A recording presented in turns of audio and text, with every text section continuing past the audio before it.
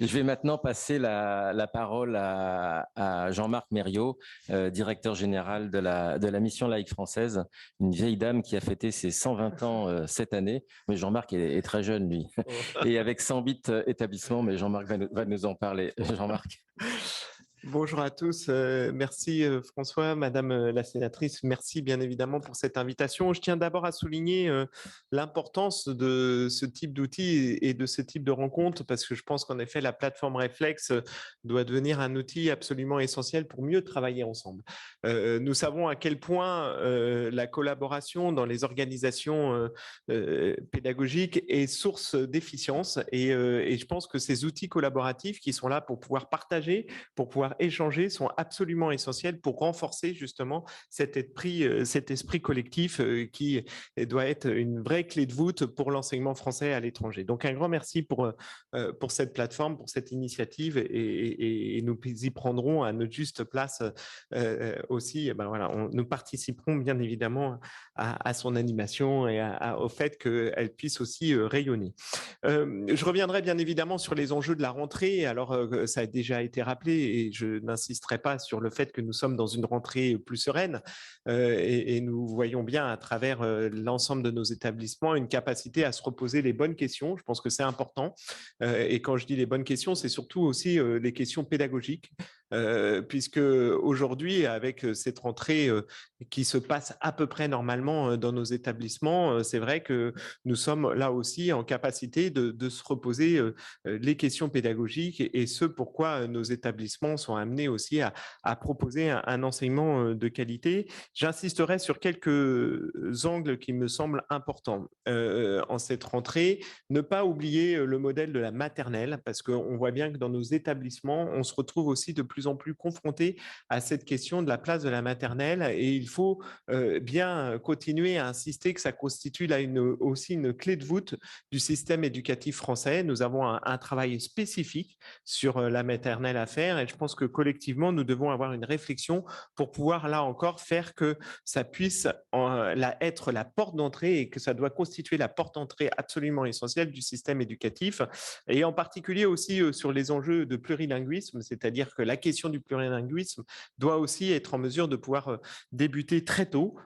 C'est un enjeu absolument essentiel pour que le plurilinguisme puisse prendre toute sa place. Je discutais hier soir avec un chef d'établissement qui a déjà déployé toute une politique plurilingue en maternelle, à quel point les résultats des élèves dans les cycles supérieurs étaient absolument exceptionnels en matière de résultats, de certification.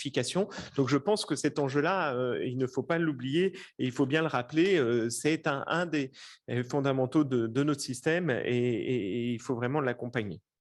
J'insisterai aussi sur les enjeux de la politique des langues. Nous savons à quel point c'est un enjeu absolument essentiel. J'ai commencé à l'aborder par la maternelle, mais au-delà de la maternelle, les enjeux de certification sont aussi là un enjeu absolument crucial pour nos établissements. Nous savons que les établissements anglo-saxons ont une pratique de la certification beaucoup plus appuyée que ceux que nous pouvons être amenés à développer dans nos établissements, et ça doit constituer là aussi un élément absolument important pour nous permettre de, là encore, montrer l'efficience de notre système et l'efficacité aussi de nos enseignements. Je tiens aussi à préciser, parce que nous savons à quel point cet enjeu est essentiel pour les parents, la question de l'accompagnement post-bac. Je pense que dans les questions que nous devons être amenés à nous poser aujourd'hui, cet accompagnement post-bac, comment mieux accompagner nos élèves, doit être aussi un élément différenciant, ou en tout cas une capacité à montrer que nous pouvons accompagner nos élèves au-delà du cursus secondaire, on pourrait dire, et que cet accompagnement-là, pour trouver la bonne orientation, pour faire que chaque élève puisse trouver sa bonne voie, doit aussi être un élément important. Je terminerai sur une dimension qui, là aussi, doit nous permettent de conforter tout en construisant un avenir pour nos établissements en développant un certain nombre de nouveaux champs pédagogiques et j'insisterai sur les compétences du XXIe siècle. La mission laïque française souhaite réellement développer cette approche autour des compétences du XXIe siècle. Ça a été même rappelé par une communication du ministre de l'Éducation nationale en quoi les soft skills, comme on pourrait les résumer, ont une importance aussi dans notre modèle. Mais au-delà de ça, il nous faut travailler sur l'identification de ces compétences. Elles existent, elles sont présentes dans nos établissements, mais il faut mieux les identifier, mieux les valoriser et mieux les certifier. Et à ce titre, je tiens à signaler le travail que nous sommes amenés à faire avec l'ONICEP, qui vient de sortir un référentiel sur ces compétences. Et c'est en direct, en ligne directe avec aussi des enjeux du post-bac, de pouvoir accompagner les élèves, nos élèves, dans tout un cheminement, qu'ils soient bien évidemment au sein de nos établissements et au-delà aussi dans leur vie et dans leurs projets professionnels. Ça a été rappelé aussi dans nos enjeux de rentrée, bien évidemment, tout ce qui concerne la formation de nos enseignants. Et il nous faut là encore, bien évidemment, redoubler d'efforts, c'est ce que nous faisons à la mission laïque française avec notre écosystème sur le développement professionnel.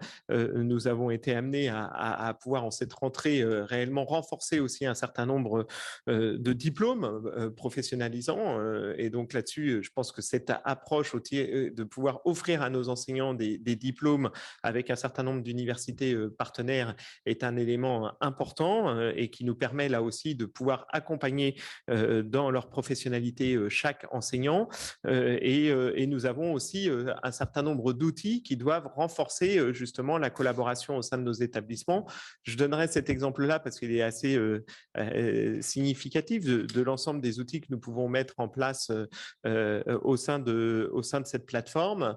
Nous avons développé avant l'été un outil qui s'appelle le garage pédagogique. Le garage pédagogique a cette vocation de pouvoir se rencontrer toutes les semaines. Le mercredi, vous arrivez, l'enseignant à 17h a la possibilité de pouvoir dialoguer, de pouvoir questionner sur une problématique qui lui est, à laquelle il est confronté et d'avoir un certain nombre d'acteurs, que ce soit des conseillers pédagogiques, d'autres collègues qui vont l'aider à résoudre la question à laquelle il est confronté. C'est vraiment dans cette approche où collectivement, nous sommes en mesure de pouvoir répondre à des questions et faire que nous puissions aussi mettre à disposition ensuite ces réponses et faire qu'ainsi nous puissions construire un autre sujet qui m'est particulièrement cher sur la question des communs pédagogiques, puisque notre système éducatif doit être aussi en mesure demain de pouvoir construire des communs pédagogiques. Je ne reviendrai pas sur cette problématique, mais vous pourrez aller voir, parce qu'il y avait une conférence lors du congrès de Rabat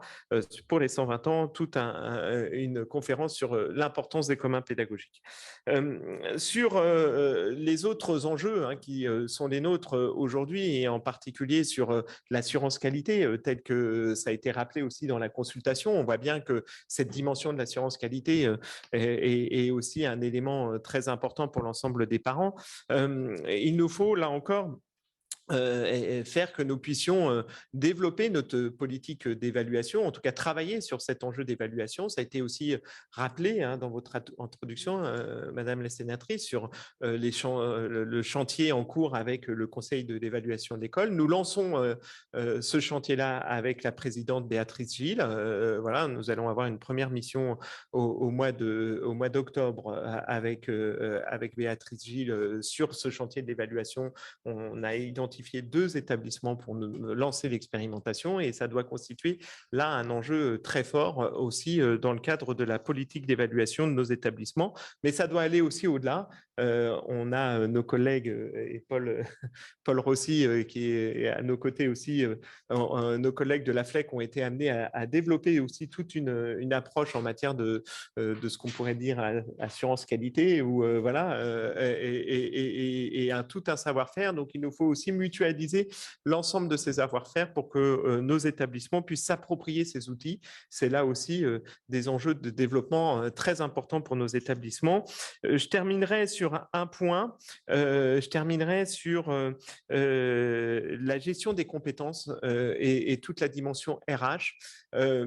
Ça a été rappelé par Caroline Pascal, chef de service de l'inspection générale, sur cette nécessité aussi de bien accompagner l'ensemble de nos enseignants, mais aussi de leur garantir un retour et de pouvoir valoriser aussi ce qu'ils ont été amenés à apprendre, ou en tout cas dans leur expérience à l'international. Et je pense qu'avec le ministère de l'Éducation nationale, avec la Direction générale des ressources humaines, nous avons un travail spécifique à faire sur notre capacité à bien accompagner le retour de nos enseignants et à faire que ça puisse aussi être valorisé dans leur parcours.